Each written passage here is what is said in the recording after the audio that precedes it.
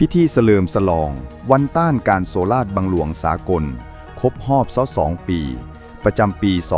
2025 ภายใต้คำขวัญร่วมแรงร่วมใจกับวัยหนุ่มในการต้านการโซลาร์บังหลวงเพื่อสร้างอนาคตอันสดใส ในวันที่ 8 ธันวาคม 2025 องค์การกวดกาแห่งรัฐและองค์การต้านการโซลาร์บังหลวงขั้นศูนย์กลางได้จัดพิธีเฉลิมฉลองวันต้านการโซลาร์บังหลวงสากลครบรอบ22 ปี 9 ธันวาคม 2003 ถึง 9 ธันวาคม 2025 ขึ้นอยู่ที่สโมสรคณะเศรษฐศาสตร์มหาวิทยาลัยแห่งชาติให้เกียรติเข้าร่วมของทานวิไลวรรณบุตรดาคำกรรมการสำห้องศูนย์กลางพรรคห้องประธานองค์การกวดกาแห่งรัฐห้องหัวหน้าองค์การต้านการโซลาร์บังหลวงขั้นศูนย์กลางมีผู้ต่างหน้าจากองค์การสหประชาชาติเพื่อต้านยาเสพติดและอาชญากรรม UNODC ธนาคารอุตสาหกรรมและการค้าจีนจำกัด ICBC ต่างหน้าทูตตานุทูตแขกถึกเสือนจากบรรดากระทรวงองค์การรัฐวิสาหกิจและครูอาจารย์นักเรียนนักศึกษาเข้าร่วมทั้งหมด267ท่านหญิง97ท่านในพิธีทานวิไลวรรณบุตรดาคำได้หวนคืนความเป็นมาของวันต้านการโซลาร์บังหลวงสากลโดยยกให้เห็นผืนให้และความเป็นอันตรายของการโซลาร์บังหลวงที่เกิดขึ้นในกงจักรการจัดตั้งของพรรคนัดเป็นภัยอันตรายอันใหญ่หลวงที่ส่งผลกระทบและกดน่วงทวงดึงการพัฒนาเศรษฐกิจสังคมของแต่ละประเทศในโลกบ่ว่าจะเป็นประเทศน้อยหรือใหญ่ทุกยากหรือหังมีก็ล้วนแต่มีผลกระทบเช่นเดียวกันการโซลาร์บังหลวงพ่วงเป็นภัยข่มขู่ต่อความมีเสถียรภาพของการจัดตั้งรัฐและเอกชนก็ให้เกิดมีความบ่สงบความบ่ยุติธรรมในสังคมเป็นการบั่นทอนกำลังแฮงก็คือความเชื่อมั่น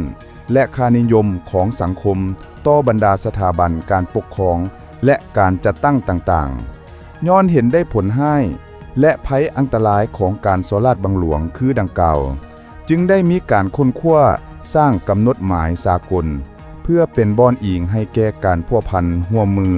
ระหว่างประเทศนับทั้งอยู่ในขงเขตภาคพื้นและสากลเพื่อพร้อมกันสกัดกั้นและต่อสู้อย่างมีประสิทธิผลต่อการกระทำหรือพฤติกรรมที่เป็นการโซลาร์บังหลวงดังนั้นกองประชุมใหญ่องค์การสหประชาชาติปี 2000 จึงได้มีมติเลขที่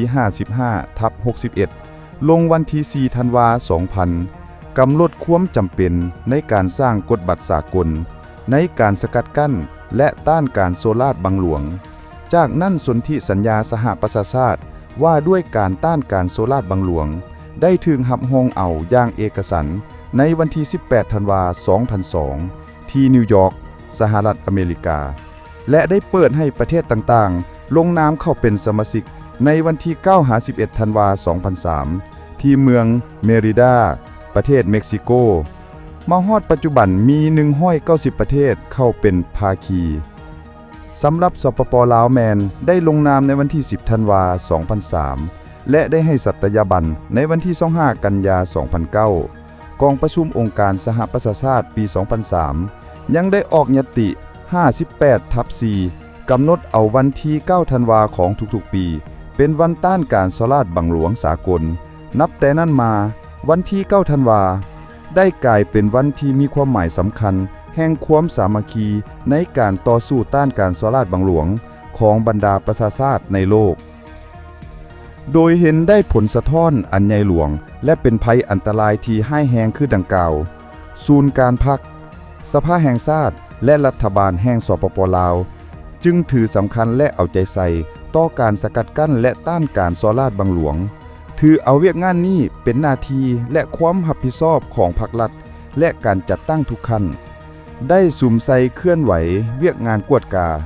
สกัดกั้นและต้านการโซลาร์บังหลวงในนั้นได้วางนโยบายมติคำสั่งและนิติกรรมต่างๆหลายฉบับเกี่ยวกับการสกัดกั้นและต้านการโซลาร์บังหลวงได้เอาใจใส่ศึกษาอบรมปลูกจิตสำนึกให้แก่พนักงานราชการ